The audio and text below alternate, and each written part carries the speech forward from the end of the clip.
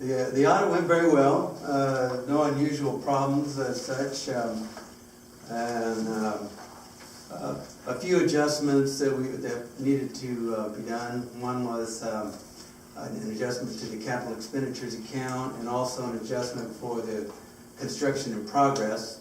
And Pete helped on that, which was good, as well as Ever's office. I kind of summarized some of the information that we needed to do for adjustments to that account. But no, it's a normal accounting process to have adjustments.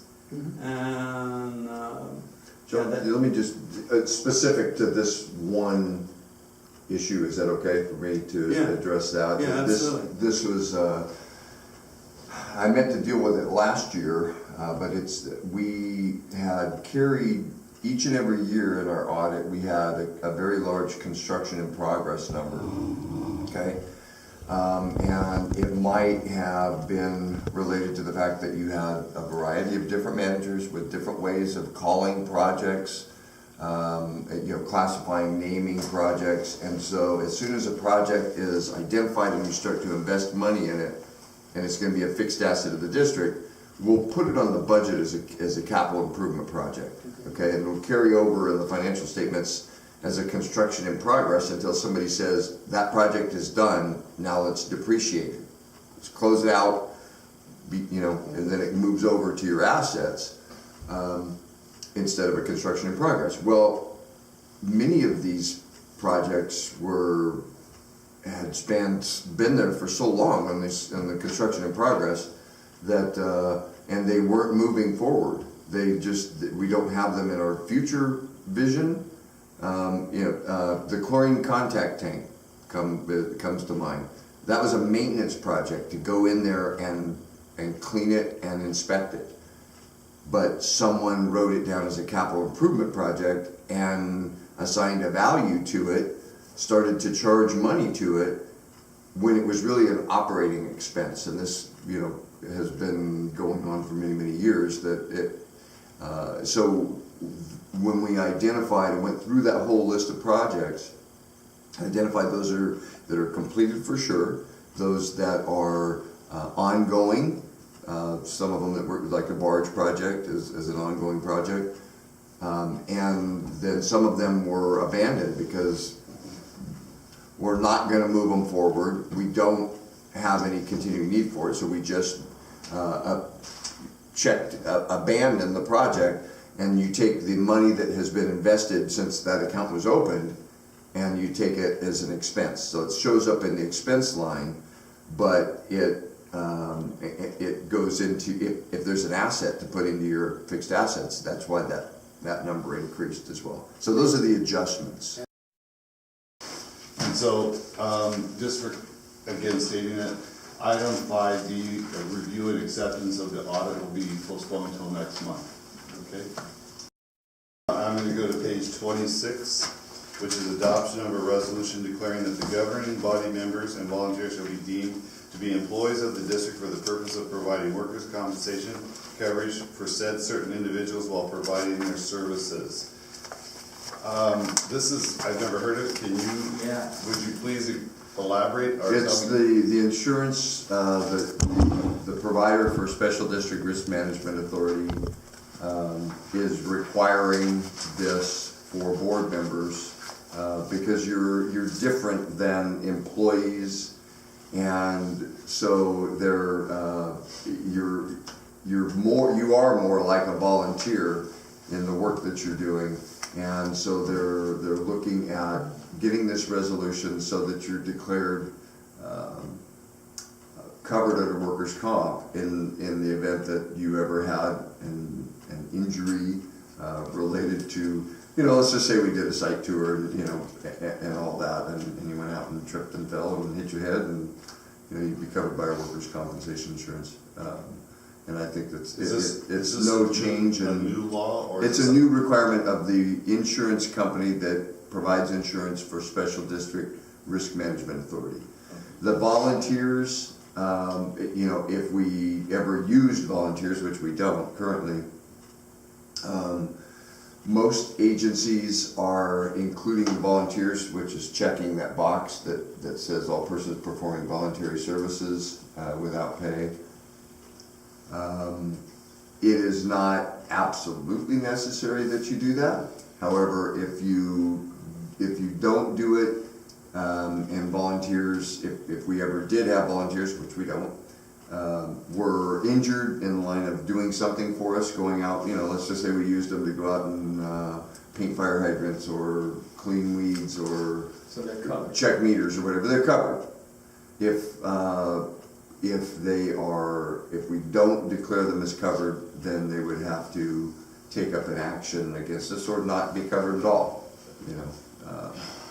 but again, this was more of a house cleaning thing that SGRMA had every one of their members do, and there just hasn't been I've had to do it 3 times already, so it's, How much of a bookkeeping thing is this gonna be for Cindy? Burden?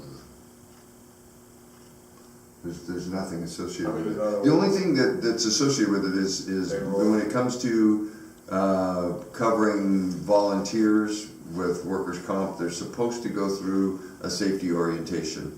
I mean, it's just a standard practice. If you bring somebody in and you want to reduce your risk, you would want to introduce them to your safety practices.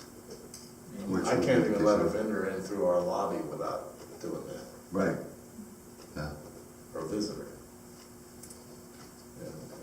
So it's no change. This is no change in our contribution, and there's no change in our method of operation. It doesn't change that. This is almost like an insurance requirement, is what I'm hearing you say. Well, the coverage for the board members, if you want the board members to be covered under the workers' comp, because you've got the liability policy, errors and omissions, and all that, but to be covered under workers' comp, and there's no compensation to the board.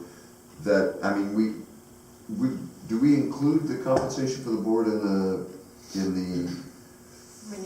renewal questionnaire? Yes, we do. Okay, so you've been included anyway, but the insurance company said they couldn't insure you without this resolution. So if we go down there and look, Who appoints volunteers? What was the question? Who appoints volunteers? who appoints them? Yes. Who appoints volunteers? We would need something that we were having volunteers. Yeah. You would have the names. Yeah, I mean, if we were doing an intern program or something else, then I would have a list of them, and I would have a checkoff sheet on whether they went through the training and all that. So I would maintain a list of any volunteers. If the question is who appoints them? It would be, it just depends on, we don't have a program, so I can't It's really tell you. volunteer. If we were, let's just say, for example, we did an intern program, training operators, and we were partnered up with the college or something, and we were taking interns in, and they were volunteering their time to get the experience.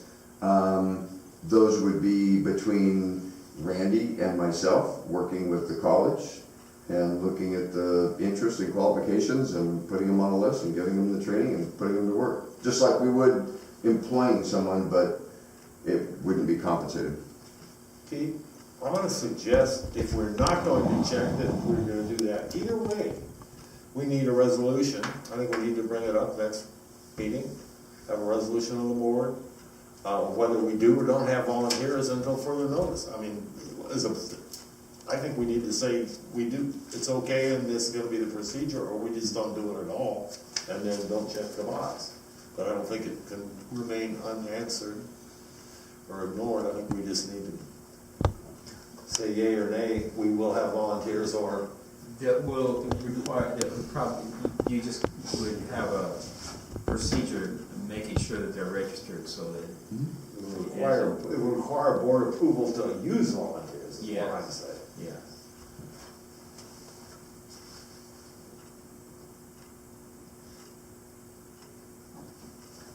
Yes, Mr. Lu. regarding this workers' comp, certainly for the directors. I mean, there's no problem with that. Right, we're already paying for it too. Yeah, that's right.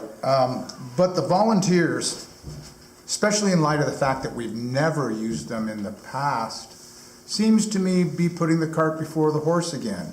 Also, think of it, I'm afraid of it as almost like a blank check, that if somebody was to come in here as a volunteer and say, hey, if I slip and get hurt, you know what's going to happen to our SDRMA rates? They're going to skyrocket. I just wanna say, I wanna vote on it. Beg your pardon? That's why I wanna bring it before the board and have a policy. Yeah.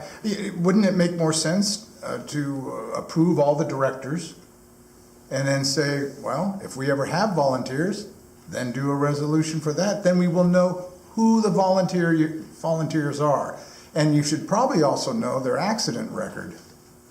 Because if they have a propensity for accidents, I mean, I'm not saying it's going to happen, but face it, there are people that make their livings on fraudulently claiming insurance fraud. I mean, it happens. Thank you. Okay. So you want to approve it with just the board of directors on there, and that's it? Make a proposal for the resolution if you'd like, and we'll go from there. Well, we approve this resolution providing coverage for just board members and not the volunteers, something that be done later. I don't know, something to that effect. Okay. Second. Yeah. Is that okay with the general manager? Mm-hmm. Yeah, Oh, absolutely. All right. Okay, so Henry made it first, Russ made the second. And for clarification, it is for, at this point, the board of directors only.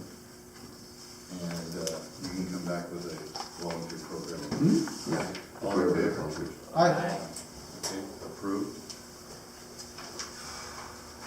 Item 5E, this is approval of attendance of 2 directors at a special district leadership academy. I'm going to turn it over to Pete. I've heard of this. I know we get information on this on a regular basis. So you want to give us some more insight?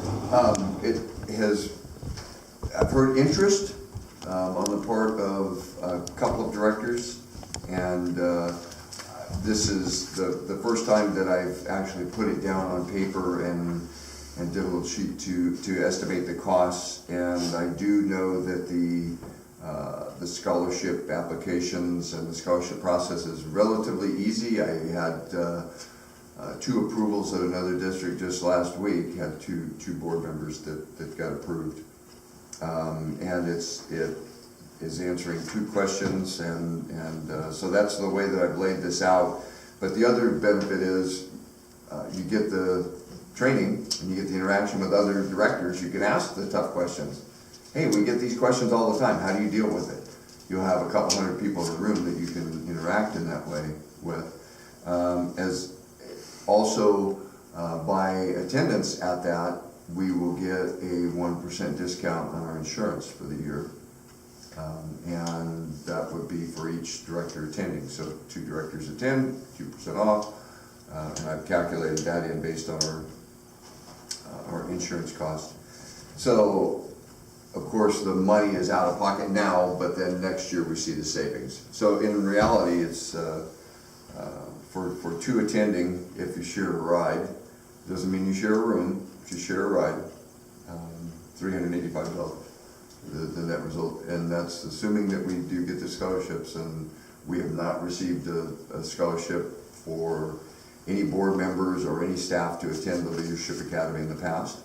Cindy did receive one for the board secretary, but that's a completely different program.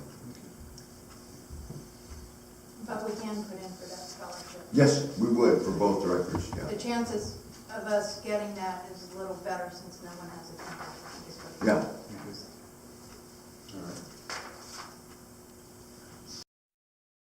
Okay. They have 3 in a year, one in Napa, one in Monterey, one in Southern California somewhere. We could always say it would have been a second one, and if there's one in the future, possibly we could get that same discount. Okay. You know, just let's see if I can work that kind of a deal. But regardless, it's still worth it, whether it's 1 or 2. So I'll go ahead and make the motion as written. Second, read again. second. Okay, so Dan first, Russ second. Any other public or board comments? With that, I have a comment. Yes, sir. As you know, when I was on the board, I availed myself to, 40, 50, almost 60 different classes offered by different water agencies. I was wondering, has any of the directors availed themselves to those? They're free. All you have to do is log on to the computer and sit there for 2 hours. You have? Good, good. Yeah, nobody will ever break his record. I think. No, I'm not talking about that. I'm talking about, I always thought education for directors should have been a priority, which was never budgeted for before. So in that respect, I'm totally in favor of it. However, looking at how things have been run in this district for the last few years, I don't know what training is going to be any good if there's no integrity of the board to follow the state law. Thank you. Okay, with that, we'll call for a roll call in favor. Unanimous.